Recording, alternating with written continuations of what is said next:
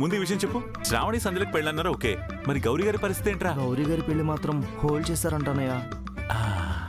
Maybe సంధ్యకి నాకు ఉన్న ప్రేమ విషయం తెలిసే ముందు వాళ్ళకి పెళ్లి చేస్తున్నట్టున్నారన్నయ్య. అవునన్నయ్య, శ్రావణి నన్ను తప్ప వేరెవరిని చేసుకోనని చెప్తుంది. అందుకే పెళ్లి ఫిక్స్ చేసినట్టున్నారు. అన్నయ్య, మాది కూడా నిజమైన ప్రేమే అన్నయ్య. మీది కాదురా ప్రేమంటే. నన్ను దృష్టిలో పెట్టుకుని గౌరీ గారు పెళ్లి చేసుకునని అలా ఉండిపోయారు చూసావా, అదిరా ప్రేమంటే. ఏంటో గౌరీ గారి మనసులో నేనంటే ఎంత ప్రేమ పెరిగిపోతుందో.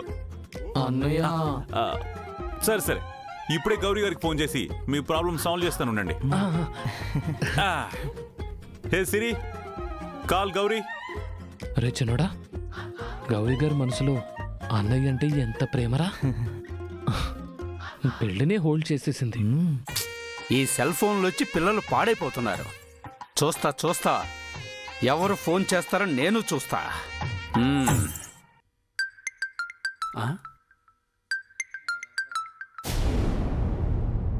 హలో గౌరీ గారు. హలో.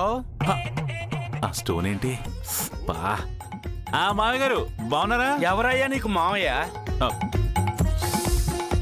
ఎవరు నీకు మావయ్య? నన్ను అలా పిలవద్దని చెప్పానా? సర్లేండి, గుత్తిగొట్టం భార్గవ్ గారు. ఇది ఓకేనా? నీ రెస్పెక్ట్ ఎవరికి కావాలయ్యా? అసలు ఏం మొహం పెట్టుకుని ఫోన్ చేసావయ్యా? నా మొహం పెట్టుకునే నా ఫోన్ నుంచి నా చేతులతో ఫోన్ చేశానండి.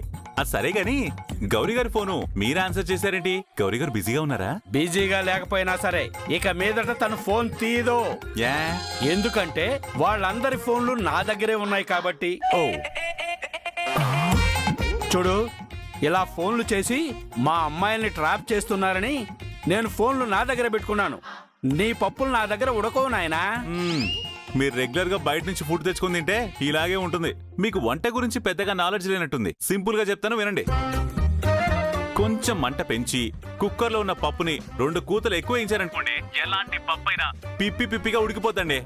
అవును, ఏంటి అమ్మాయిలకేదో పెళ్ళేదో సెట్ చేశారట? అవును, చేస్తాను. దానికి నీ పర్మిషన్ తీసుకోవాలా?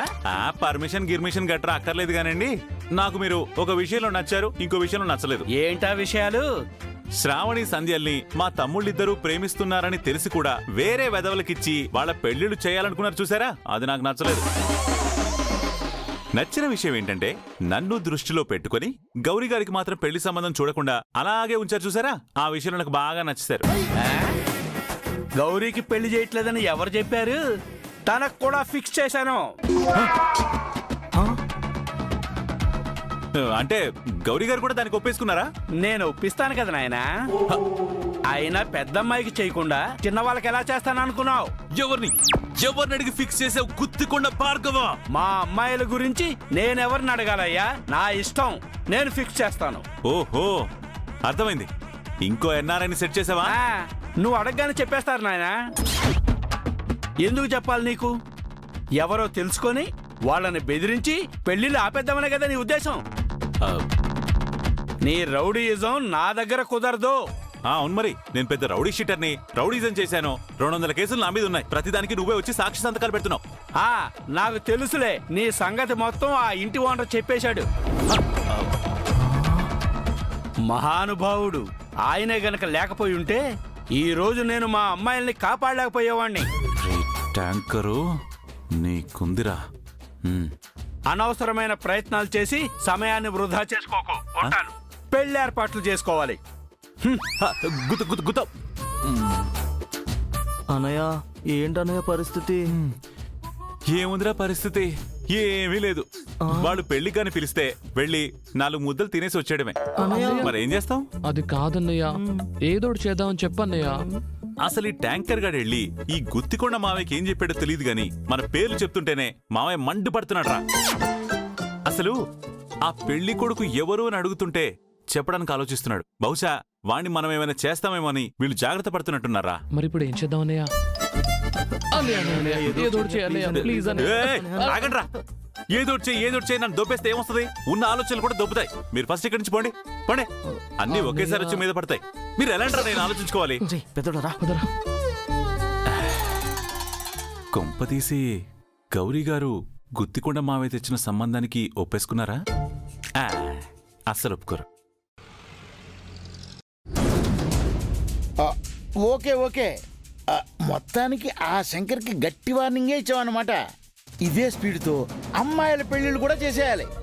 నేనున్నాను కదండి, మీరు రెచ్చిపోండి అంతే. ఇంతకీ ఆ అబ్బాయి పేరేంటి? Hello hello hello hello. Call cut అయిందా? అవును, గౌరీ వాళ్ళ చెల్లెళ్ళకి పెళ్లి చేస్తున్నారని తెలిసి శంకర్ తెగ టెన్షన్ పడిపోతున్నాడంట. ఫోన్ చేసి మరి ఆరాలు తీస్తున్నాడంట. కానీ ఈయనేం చెప్పలేదంట. కానీ గౌరీని చేసుకోబోయే అబ్బాయి ఎవరా అని తెలుసుకుంటుంటే కాల్ కట్ అయిపోయింది. కాల్ కట్ అవ్వలేదు, కట్ చేశారు. ఆ, ఎందుకంటే గౌరీ వాళ్ళ బాబాయ్ నీకంటే తెలివైనోడు. పెళ్లి కొడుకు ఎవరో నీకు చెప్పడు. ఎందుకు చెప్పరమ్మా? నేనే కదా వాళ్ళకి ఫేవర్ చేసేది. అయినా సరే చెప్పడు. ఎందుకంటే ఆ శంకర్ నిన్ను 4 పీకితే నువ్వు నిజం మొత్తం కక్కేస్తావని అతనికి తెలుసు. అందుకే చెప్పడు. అందరూ నన్ను కామెడీ పీస్ లాగా చూస్తారేంటి? నేను విలన్ని. చెప్పుకోకు, ఎవ్వరూ నమ్మరు. నీ మీద నమ్మకం లేకే మాయని పెళ్లి చేసుకునే పెళ్లి కొడుకు ఎవరో కూడా నీకు చెప్పలేదు. పెళ్లి పీటల వరకు వాళ్ళని ఎవరు పెళ్లి చేసుకుంటున్నారనే విషయం ఆ శంకర్ తెలుసుకోలేడు. ఆ 4 పెళ్లిళ్ళు ఒకేసారి ఒకే మండపంలో జరుగుతాయి. దాంతో వర్ధన్ ఫ్యామిలీలో 4 దేవదాసులు తయారవుతారు. ఆ లవ్ ఫెయిల్యూర్ బ్యాచ్ అంతా కలిసి కుమిలి కుమిలి ఏడుస్తారు. అంతేకాదు, ఈ పెళ్లితో అనురాధ ఆర్యవర్ధన్ల జన్మ జన్మల బంధం కూడా తెగిపోతుంది. అప్పుడు ఆ ఆర్యవర్ధన్ ఎలియాస్ శంకర్ని ఓడించి మరీ చంపచ్చు. వా వా తాతయ్య, వింటుంటేనే చాలా ఎగ్జైటింగ్గా ఉంది. ఈ ముసలోడు అన్నం బదులు కుట్రలో కుతంత్రాలు తింటున్నాడా ఏంటి? దిక్కుమాలిన ప్లాన్లన్నీ వేస్తున్నాడు. ఏంటి వానరు, మనసులో నన్ను తిట్టుకుంటున్నావా? అబ్బే ఏం లేదండి, ఒకే మండపంలో 4 పెళ్లిళ్ళు చేస్తామన్నారు కదా. పనిలో పని మన రాకేష్ కూడా పెళ్లి చేస్తే ఓ పని అయిపోతుంది కదా అని ఆలోచిస్తున్నాను. అసలే పిల్లాడికి పాపం వయసు అయిపోతుంది. అబ్బాయి ఫేజ్ దాటి అంకుల్ ఫేజ్ లోకి వచ్చేసాడు. ఏం మాట్లాడుతున్నావు నువ్వు? నాకు వయసు అయిపోవడం ఏంటి? ఏమ్మా, నువ్వేమైనా వయసుని బ్యాంక్ లాకర్లో పెట్టి లాక్ చేసావా? ఇదిగో, నువ్వు గమనించుకోవట్లేదు కానీ ఇంకో 2 రోజులు పోతే కళ్ళ కింద క్యారీ బ్యాగులు కమ్ముకుంటాయి తెలుసా. ఈ ప్యాక్ పోయి ఫ్యామిలీ ప్యాక్ వస్తుంది. నా మాట విని పెళ్లి చేసుకో పార్ట్నర్. ఇప్పటికే నిన్ను నన్ను కజిన్ బ్రదర్స్ అనుకుంటున్నారు. ఇంకో కొన్ని రోజులు పోతే నేను నీకు సొంత తమ్ముళ్ళ కనిపిస్తాను. నోరు మూస్తావా? నువ్వు నీ చెత్త వాగుడు. ఏ యాంగిల్లో మనం బ్రదర్స్లో కనిపిస్తాం? నా హైట్ ఏంటి, నీ హైట్ ఏంటి? నా స్కిన్ ఏంటి, నీ స్కిన్ ఏంటి? అది నా లుక్కి నీ లుక్కి ఏమైనా సంబంధం ఉందా? You fool. వెళ్ళి అద్దంలో చూసుకో. ఏదో ఎలుకబంటి పారిపోయి వచ్చిందనుకొని నువ్వే భయపడతావు. చాలు చాలు. పెళ్లి చేసుకోమని చెప్పినందుకు నా మీద నాకే విరక్తి కలిగేలా డిస్క్రైబ్ చేయాలా? ఛీ, నా బ్రతుకు. నీ గోల ఆపుతావా? రాకేష్, గౌరీ మాయల పెళ్లిళ్ళు జరగబోతున్నాయని శంకర్కి తెలిసిపోయింది కాబట్టి పెళ్లిళ్ళు ఆపడానికి ఏదో ఒక ప్రయత్నం చేస్తాడు. మనం చాలా జాగ్రత్తగా ఉండాలి. శంకర్ని తక్కువ అంచనా వేయకూడదు. నాకేం భయం లేదు తాతయ్య, నువ్వున్నావు కదా. చూడు, పేరు శంకరైనా అతను ఆర్యవర్ధన్. అతన్ని ఎదిరించడం ఎవరి తరం కాదు. అందుకే కుట్రతోనే అతన్ని ఓడించాలి. ఆర్యవర్ధన్ ఆలోచనల్ని అంచనా వేయలేం. ఎప్పుడు ఎలా అటాక్ చేస్తాడో తెలియదు. అందుకే జాగ్రత్త.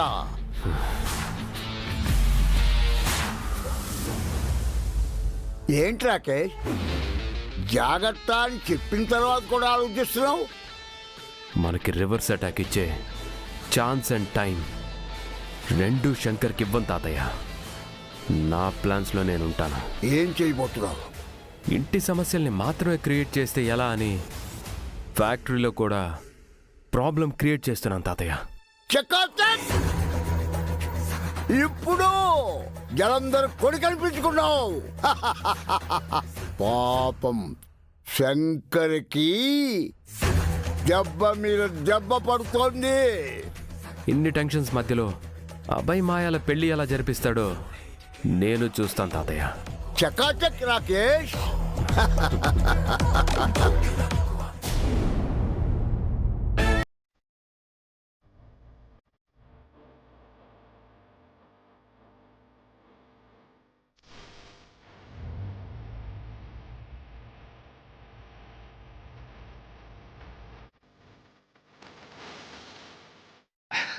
అన్నయ్య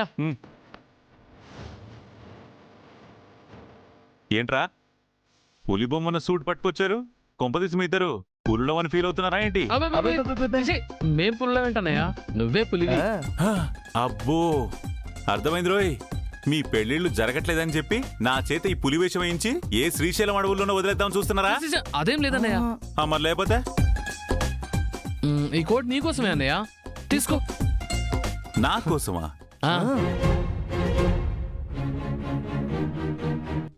ఏదో తేడా కొడుతుందిరా. మీరు నా కోసం ఈ సూట్ తీసుకురావడం ఏంటి?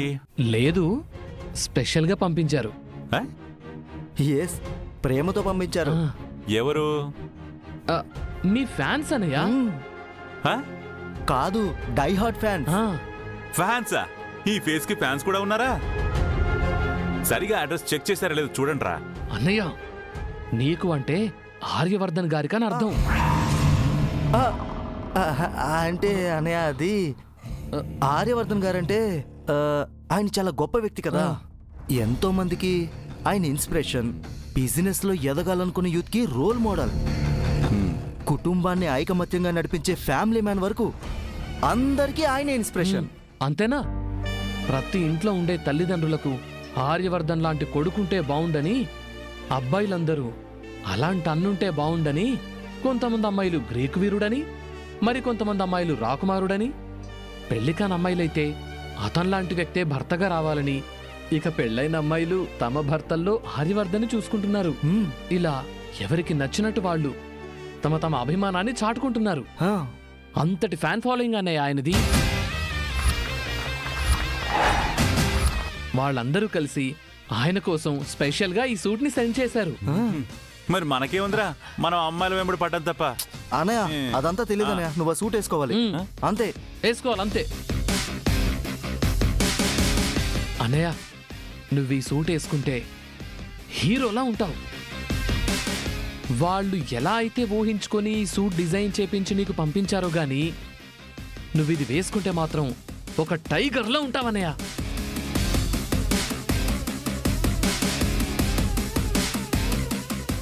అన్నయ్య ఏంటన్నయ్య ఆలోచిస్తున్నావు? ఏ బంధంలో అయినా చిన్నపాటి స్వార్థం ఉంటుంది. కానీ ఏమీ కాని ఒక మనిషిపై ఇంత ప్రేమని అభిమానాన్ని పెంచుకున్న వీళ్ల ప్రేక్షక బంధం అన్ని బంధాలకి అతీతంరా. వాళ్ళకి 6 అక్షరాల థ్యాంక్స్ చెప్పడం కంటే 2 అక్షరాల ప్రేమను పంచితే చాలు. వాళ్ళ ఆనందానికి అవధులుండవు. ఇంతమంది అభిమానం ప్రేమను సంపాదించుకున్న ఆర్యవర్ధన్ గారు ఎంతో అదృష్టవంతులురా. వీళ్ల మధ్యన ఉన్నది వీడని బంధం, 1000 జన్మల బంధం. వీళ్ళకి ఆర్యవర్ధన్ ఎప్పటికీ గుర్తుండడమే కాదు, గుండెల్లో నిలిచిపోతాడు. ఆ చప్పుడు కేవలం ఆర్యవర్ధన్కి మాత్రమే వినిపిస్తుంది. నిజంగా ఆయన మీద వీళ్లకున్న ప్రేమ ఎంతో మధురం. వీళ్ళ అభిమానానికి ఏమిచ్చినా ఏం చేసినా తక్కువే. కానీ ఒక్కటి మాత్రం చేయాలి, వాళ్ళ ప్రేమని అభిమానాన్ని మనం ఎప్పుడూ గౌరవిస్తూనే ఉండాలి. గౌరవిస్తాను. ఇది ఆర్యవర్ధన్ గారి స్థానంలో ఉన్న ఈ శంకరిస్తున్న మాట.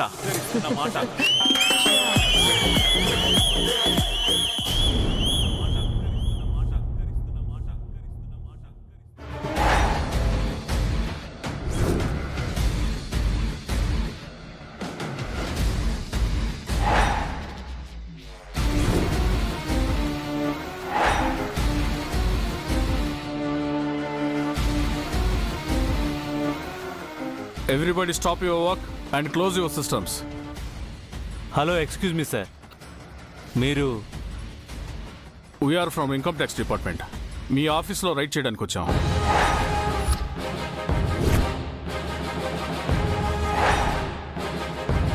Officers, search everything. Excuse me officer.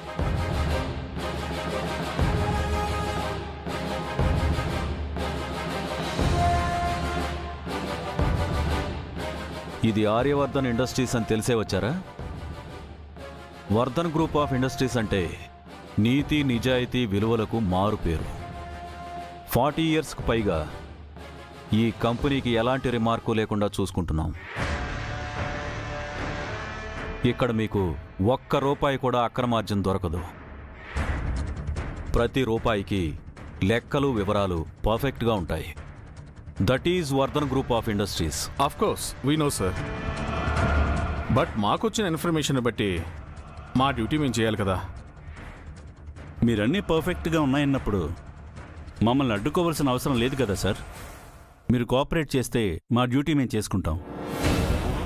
మీరన్నట్టుగానే మీ ఆదాయానికి లాభ నష్టాలకి అన్ని లెక్కలు కరెక్ట్గా ఉంటే మేము సారీ చెప్పి వెళ్ళిపోతాం.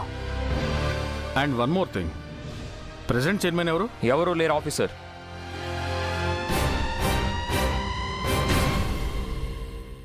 What is this? చైర్మన్ లేకపోవడం ఏంటి? మొన్నటి వరకు శంకర్ గారు చైర్మన్గా ఉండేవారు. రీసెంట్గా ఆయన రిజైన్ చేశారు. So present mister Abhay Vardhan son of Aryavardhan leading this company as MD. Fine. మీ డాక్యుమెంట్స్లో కానీ లెక్కల్లో కానీ ఏదైనా పొరపాట్లు జరిగి మా ఇన్ఫర్మేషన్ రైట్ అయితే మాత్రం ఎండీగా అభయవర్ధన్ని, చీఫ్గా మిమ్మల్ని ఇద్దరిని ఎంక్వైరీకి తీసుకెళ్లాల్సి ఉంటుంది. Be prepared for good and bad.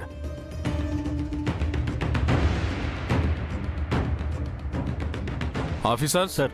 Proceed. Okay sir. Wait a minute. Excuse me sir, raid complete అయ్యేంత వరకు మీరెవరూ ఫోన్లు యూజ్ చేయకూడదు.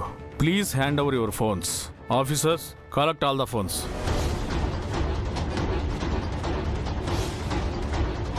సార్ మీరు కూడా. Thank you. Officers, proceed. Okay sir.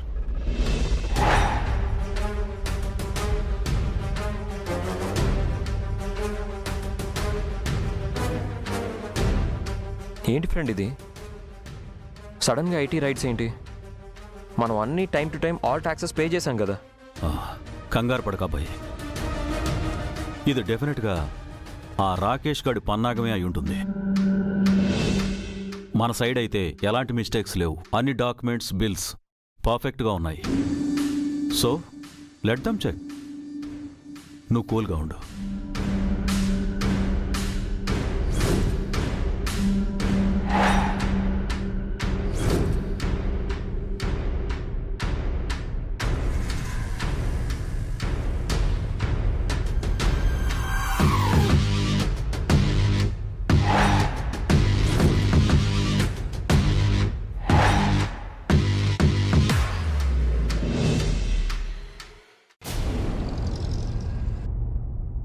Sir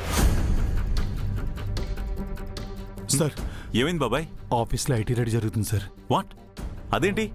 3 నెలల క్రితమే కదా ఐటీ రిటర్న్స్ అన్ని కరెక్ట్గా ఫైల్ చేశారు. మళ్ళీ రైట్స్ ఏంటి ఇప్పుడు? మీకు ఇంకా అర్థం కాలేదా సార్? ఇదంతా రాకేష్ గడి పన్నాగం. మాయాని అభయ్కి దూరం చేసి తీసుకుపోయాడు. గౌరీ మేడంని, ఆవిడ చెల్లెల్ని కూడా వాళ్ళ బాబాయ్ తీసుకువెళ్ళిపోయేలా చేశాడు. మీరెక్కడ వాళ్ళని మళ్ళీ కలుపుతారోనని మీకు ఆలోచించుకునే టైం కూడా లేకుండా సమస్యలు సృష్టిస్తున్నాడు.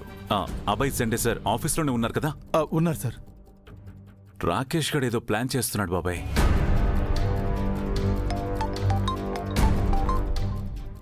వాడే ఫోన్ చేశాడు.